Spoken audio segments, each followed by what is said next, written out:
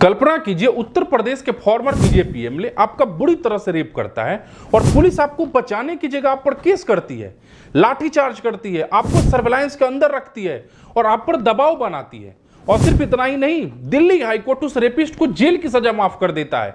उसके बाद आपको कैसा महसूस होगा? क्योंकि ये कोई कहानी नहीं है, ये एक सच्ची घटना है। कुलदीप सिंह सेंगर जो कि दोषी है, ना कि आरोपी है, वो सीधा दोषी है और आज वो खुलेआम पुलिस प्रोटेक्शन के साथ हमारे बीच घूम रहा है। और सिर्फ इतना ही नहीं, जिस महिला के साथ बलात्कार हुआ उसे ही हमारी पुलिस इधर उधर घसीट रही है।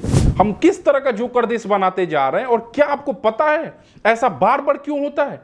क्योंकि जब आसाराम बापू को छोड़ दिया गया तब हम नेहरू को दोषी ठहराने में लगे हुए थे। जब राम रहीम को छोड़ दिया गया तब हमारे व्हाट्सएप अंकल अकबर को जिम्मेदार ठहराने में लगे हुए थे। प्लीज हमारी बात को साफ साफ समझ लीजिए। हमारे टैक्स का पैसा इन बलात्कारियों को पुलिस सुरक्षा देने में इस्तेमाल होता है। हमारे टैक्स का पैसा उनके बंगलों पर खर्च कर दिया जाता है।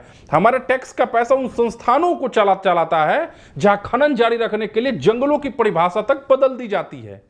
आज वह दिन होना चाहिए था जब असली नेता, सच बोलने वाले लोग आगे आते, लेकिन वे नहीं आएंगे क्योंकि कहीं ना कहीं सुनियोजित दंगे कराए जाएंगे, कहीं और हिंदू मुसलमान की बहस छेड़ दी जाएगी और हर जगह पैसा लेकर बैठे ट्रोल किसी बॉलीवुड फिल्म को काट काट कर समझा रहे होंगे।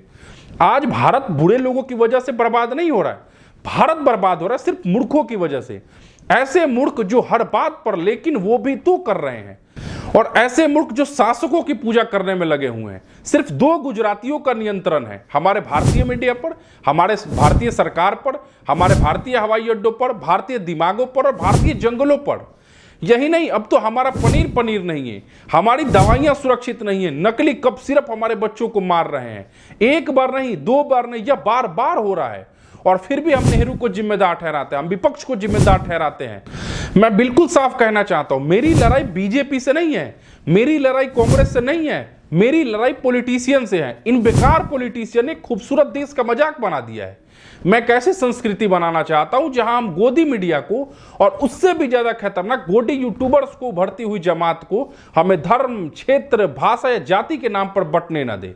सिटीजन्स वर्सेस पॉलिटिशियन, यही असली लड़ाई है, इसे भूलिए मत। बहुत बहुत धन्यवाद।